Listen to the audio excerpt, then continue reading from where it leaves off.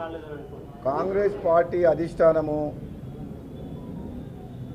కొన్ని సమీకరణల వల్ల గతంలో నాకు అసెంబ్లీలో ఎన్నికల సందర్భంగా ఇచ్చిన ప్రామిస్ కానీ పార్లమెంట్ ఎన్నికలు ఇచ్చిన సందర్భంగా కానీ హామీని సరైన సమయంలో నెరవేర్చలేకపోయింది.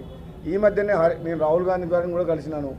అప్పుడు కూడా నేను చెప్పిన, నేను మంత్రి పదవి కోసం రాలేదు, మర్యాదపూర్వకంగా నేను కలిసి రాష్ట్రంలో రాజకీయ పరిస్థితులు చర్చిస్తానికే వచ్చిన, మీకు నా ఇన్పుట్ ఇస్తానికి వచ్చిన తప్పితే మంత్రి పదవి కోసం మీరు తప్పకుండా ఎవరిని ఎక్కడ పెట్టాలనో, ఎవరి సేవలు ఎట్లా వాడుకోవాలనో, పార్టీల్లో కానీ ప్రభుత్వంలో కానీ ఎట్లా వాడుకోవాలనో మీరే ఆలోచించి నిర్ణయం తీసుకోమని చెప్పి నేనే స్వయంగా రాహుల్ గాంధీ గారు చెప్పిన. కాబట్టి రాష్ట్రం బాగుండాలి, పార్టీ బాగుండాలి, ప్రభుత్వం మంచి పేరు తెచ్చుకోవాలి, మళ్ళీ మనం అధికారం రావడమే లక్ష్యంగా పనిచేస్తాం తప్పితే మా కాంగ్రెస్ పార్టీ రాహుల్ గాంధీ అధిష్టానం తీసుకునే నిర్ణయాలకు పదవుల విషయంలోనైనా, పార్టీలో పదవులైనా, ప్రభుత్వంలో ఆయన తీసుకునే నిర్ణయాలకు మేము కట్టుబడి ఉంటానని చెప్పి కూడా తెలియజేస్తున్నాం. Thank you.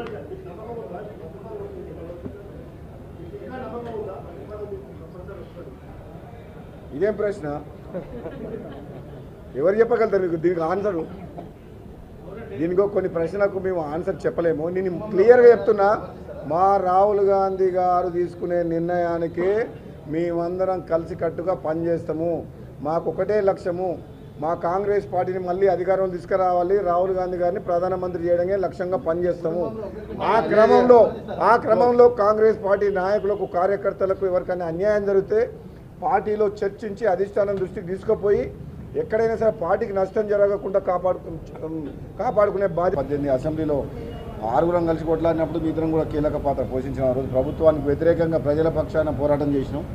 మా 12 మంది ఎమ్మెల్యేలు తీసుకున్న తర్వాత వాళ్ళు ప్రతిపక్షం లేకుండా గొంతు నొక్కేస్తే ఆ బట్టి గారు సిఎల్పి నాయకుడు అయిన తర్వాత, ఆ ఎమ్మెల్యేలు పోయిన తర్వాత మేము గట్టిగా నిలబడి కొట్లాడినాం.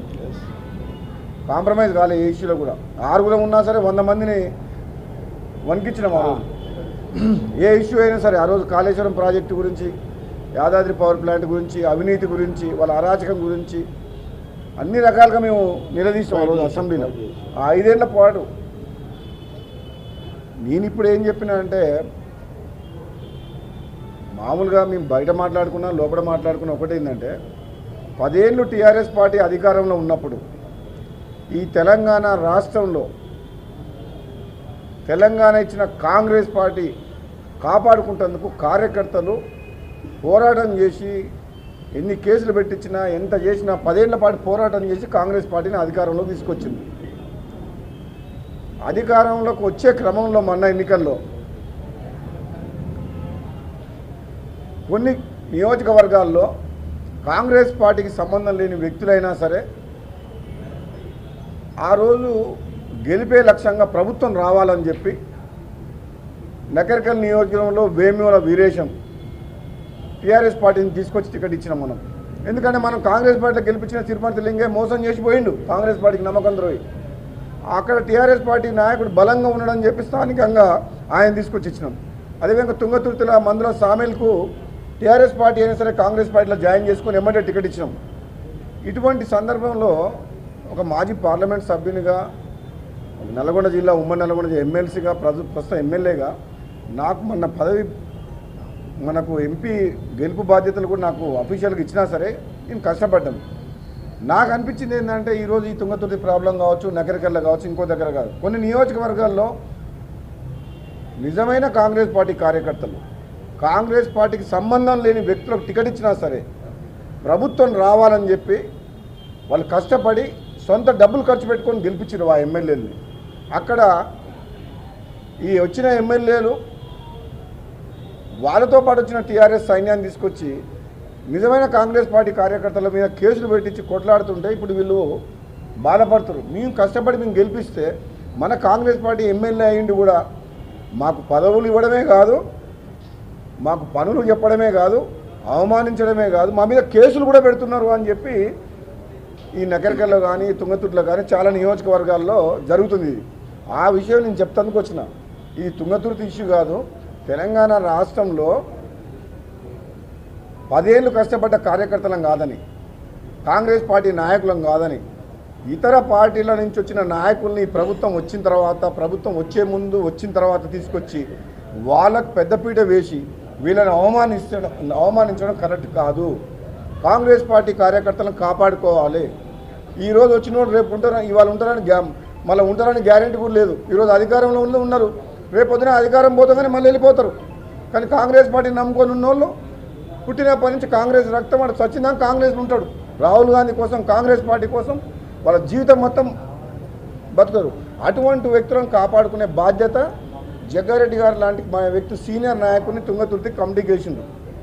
అక్కడ ఎమ్మెల్యే గౌరవాన్ని కాపాడుకుంటూ నిజమైన కాంగ్రెస్ పార్టీ కార్యకర్తలు ఎవరైతే ఉన్నారో, కొన్ని ఏళ్ల తరబడి కొట్లాడుతున్నారో వాళ్ళకు కూడా అన్యాయం జరగకుండా, అవమానం జరగకుండా పదవుల పంపడంలో కానీ ఇంకో విషయంలో కానీ న్యాయం చేసే బాధ్యతని Congress party PCC president, AICC general secretary గారు జగ్గారెడ్డి గారికి బాధ్యతలు అప్పచెప్పిండు. చాలా మంచిది. ఎందుకంటే ఇతను కార్యకర్తల కష్టమేంటో తెలిసిన వ్యక్తి, కార్యకర్తల మధ్యలో బతికే వ్యక్తి ఎవరు ఉన్నారంటే జగ్గారెడ్డి గారు. అటువంటి వ్యక్తి కాంగ్రెస్ పార్టీ కార్యకర్తలకు కూడా తుంగతుర్తి నియోజకవర్గంలో న్యాయం చేయాలని చెప్పి నేను వాళ్ళకు చెప్పిన. నేను ఈ పదవి ఇవ్వాలి, ఈ మండల కాంగ్రెస్ని అవన్నీ నేను చెప్పలేదు, నేను రికమెండ్ చేయలేదు.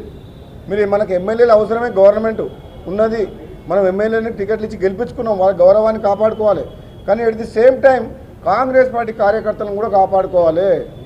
పబ్లిక్లో ఏం మెసేజ్ పోతుందంటే, నిన్న మొన్న వచ్చిన వాళ్ళదే పెత్తనం నడుస్తుంది, ఇతర పార్టీలు వచ్చి ఇప్పుడు పెత్తనం చేస్తున్నారు కాంగ్రెస్ పార్టీ కార్యకర్తల మీద. నిజమైన కాంగ్రెస్ పార్టీ నాయకులు, కార్యకర్తలు ఇప్పుడు అవమానాల పాలవుతున్నారు, వాళ్ళకు న్యాయం జరగలేదు మన ప్రభుత్వం ఉండి కూడా అనే ఒక ప్రచారం విస్తృతంగా జరుగుతున్నది. ఇటువంటి సిచ్యువేషన్లో జగ్గారెడ్డి గారు తుంగతుర్తి నియోజకవర్గాన్ని, అక్కడున్న సమస్యల్ని పరిష్కారం చేస్తారన్న నమ్మకంతో పార్టీ అప్పచెప్పింది. నేను కూడా ఆయన నిర్ణయానికి, ఆయన ఇన్వాల్వ్మెంట్ ఉండి కొంచెం దగ్గరికి వెళ్ళి చూసి జాగ్రత్తగా దీన్ని డీల్ చేసి, తుంగతుర్తితో పాటు ఎల్బీ నగర్ కూడా తనకు బాధ్యతలు అప్పచెప్పించడం. ఏ నియోజకవర్గంలో ఏం సమస్య వచ్చినా సరే జగ్గారెడ్డి గారు లాంటి నాయకుడిని మనం ఇన్ఛార్జ్గా పెట్టుకుంటే,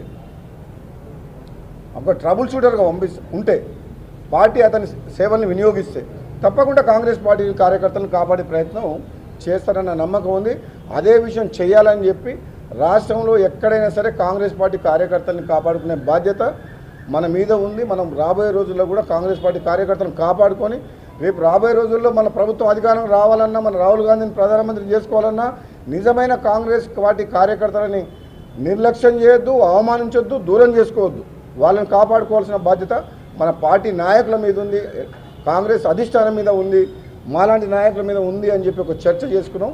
చాలా మంచి చర్చ అయింది. డెఫినెట్గా కాంగ్రెస్ పార్టీ కార్యకర్తలందరూ కూడా నేను ధైర్యం చెప్తున్నా, మీరు భయపడకండి, మీరు ఎమ్మెల్యేలను గెలిపించుకుంటారు, మిమ్మల్ని మీ మంచి తోటి చూసుకునే బాధ్యత మాది అని చెప్పి తెలియజేస్తున్నాను. Thank you.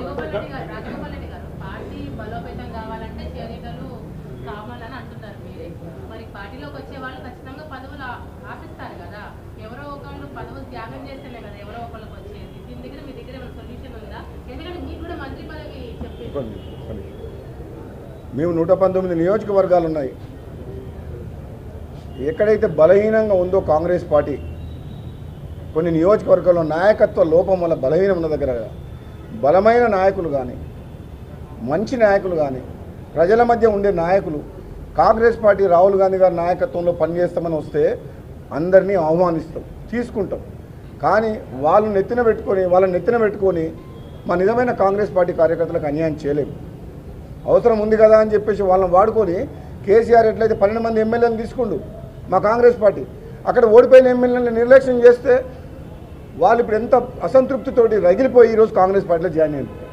జూపల్లి కృష్ణారావు కావచ్చు, వేముల వీరేశం కావచ్చు, తుమ్మల నాగేశ్వరరావు కావచ్చు, ఓడిపోయినంత మాత్రాన, బలహీనులైనంత మాత్రాన అవమానించడము ఈ కాంగ్రెస్ పార్టీలో ఉండదు. కాంగ్రెస్ పార్టీ కల్చర్ ఏంటంటే, కాంగ్రెస్ పార్టీకి లాయల్గా, గాంధీ ఫ్యామిలీకి, రాహుల్ గాంధీకి లాయల్గా కాంగ్రెస్ పార్టీ నమ్ముకున్న కార్యకర్తలకు ఎప్పుడు న్యాయం చేస్తుంది. మాకు పార్టీ బలోపేతం చేసుకుంటేందుకు కొత్తగా చేరిక వాళ్ళు ఎంత ఇంపార్టెంటో, మా నిజమైన కాంగ్రెస్ పార్టీ, మా పాత కాంగ్రెస్ పార్టీ కార్యకర్తలను కాపాడుకోవడం కూడా అంతే ఇంపార్టెంట్.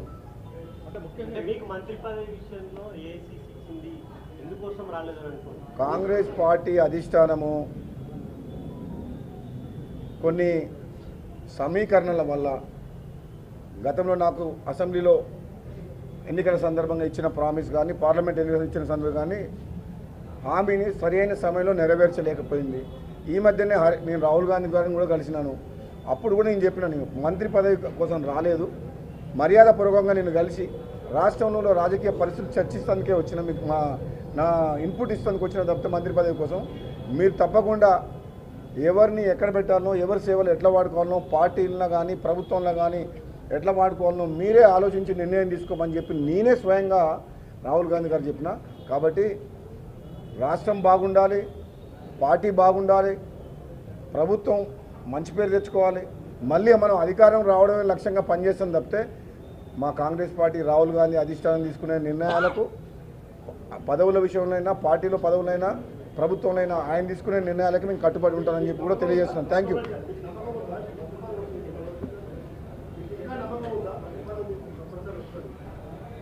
ఇదేం ప్రశ్న? ఎవరు చెప్పగలుగుతారు మీకు దీనికి ఆన్సరు? దీనికో కొన్ని ప్రశ్నలకు మేము ఆన్సర్ చెప్పలేము. నేను క్లియర్గా చెప్తున్నా, మా రాహుల్ గాంధీ గారు తీసుకునే నిర్ణయానికి మేమందరం కలిసికట్టుగా పనిచేస్తాము. మాకు ఒకటే లక్ష్యము, మా కాంగ్రెస్ పార్టీని మళ్ళీ అధికారంలో తీసుకురావాలి, రాహుల్ గాంధీ గారిని ప్రధానమంత్రి చేయడమే లక్ష్యంగా పనిచేస్తాము.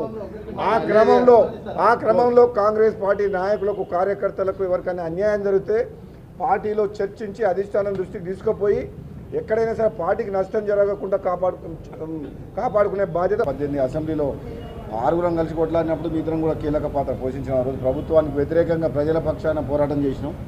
మా 12 మంది ఎమ్మెల్యేలు తీసుకున్న తర్వాత వాళ్ళు ప్రతిపక్షం లేకుండా గొంతు నొక్కేస్తే ఆ బట్టి గారు సిఎల్పి నాయకుడు అయిన తర్వాత ఆ ఎమ్మెల్యేలు పోయిన తర్వాత మేము గట్టిగా నిలబడి కొట్లాడినాం. కాంప్రమైజ్ కాలే ఏ ఇష్యూలో కూడా. 6 ఉన్నా సరే 100 మందిని వణికించినాం ఆ రోజు. ఏ ఇష్యూ అయినా సరే ఆ రోజు కాళేశ్వరం ప్రాజెక్టు గురించి, యాదాద్రి పవర్ ప్లాంట్ గురించి, అవినీతి గురించి, వాళ్ళ అరాచకం గురించి అన్ని రకాలుగా మేము నిలదీసాం ఆ రోజు అసెంబ్లీలో. ఆ 5 ఏళ్ల పాటు నేను ఇప్పుడు ఏం చెప్పినా అంటే, మామూలుగా మేము బయట మాట్లాడుకున్నా లోపల మాట్లాడుకున్నా ఒకటి ఏంటంటే, 10 ఏళ్ళు టీఆర్ఎస్ పార్టీ అధికారంలో ఉన్నప్పుడు ఈ తెలంగాణ రాష్ట్రంలో తెలంగాణ ఇచ్చిన కాంగ్రెస్ పార్టీ కాపాడుకుంటేందుకు కార్యకర్తలు పోరాటం చేసి ఎన్ని కేసులు పెట్టించినా ఎంత చేసినా 10 ఏళ్ల పాటు పోరాటం చేసి కాంగ్రెస్ పార్టీని అధికారంలోకి తీసుకొచ్చింది. అధికారంలోకి వచ్చే క్రమంలో మొన్న ఎన్నికల్లో కొన్ని నియోజకవర్గాల్లో కాంగ్రెస్ పార్టీకి సంబంధం లేని వ్యక్తులైనా సరే ఆ రోజు గెలిపే లక్ష్యంగా ప్రభుత్వం రావాలని చెప్పి నకరికల్ నియోజకవర్గంలో వేముల వీరేశం టీఆర్ఎస్ పార్టీని తీసుకొచ్చి టికెట్ ఇచ్చినాం మనం. ఎందుకంటే మనం కాంగ్రెస్ పార్టీలో గెలిపించిన తిరుపతి లింగే మోసం చేసిపోయిండు, కాంగ్రెస్ పార్టీకి నమ్మకం ద్రోహి. అక్కడ టీఆర్ఎస్ పార్టీ నాయకుడు బలంగా ఉండడని చెప్పి స్థానికంగా ఆయన తీసుకొచ్చి ఇచ్చినాం. అదేవిధంగా తుంగతుర్తిల మందుల సామేల్కు టీఆర్ఎస్ పార్టీ అయినా సరే కాంగ్రెస్ పార్టీలో జాయిన్ చేసుకుని ఎమ్మటే టికెట్ ఇచ్చినాం. ఇటువంటి సందర్భంలో ఒక మాజీ పార్లమెంట్ సభ్యునిగా, నల్గొండ జిల్లా ఉమ్మడి నల్గొండ ఎమ్మెల్సీగా, ప్రస్తుతం ఎమ్మెల్యేగా నాకు మన పదవి మనకు ఎంపీ గెలుపు బాధ్యతలు కూడా నాకు అఫీషియల్గా ఇచ్చినా సరే నేను కష్టపడ్డాను. నాకు అనిపించింది ఏంటంటే ఈరోజు ఈ తుంగతుర్తి ప్రాబ్లం కావచ్చు, నగరికల్లో కావచ్చు, ఇంకో దగ్గర కాదు, కొన్ని నియోజకవర్గాల్లో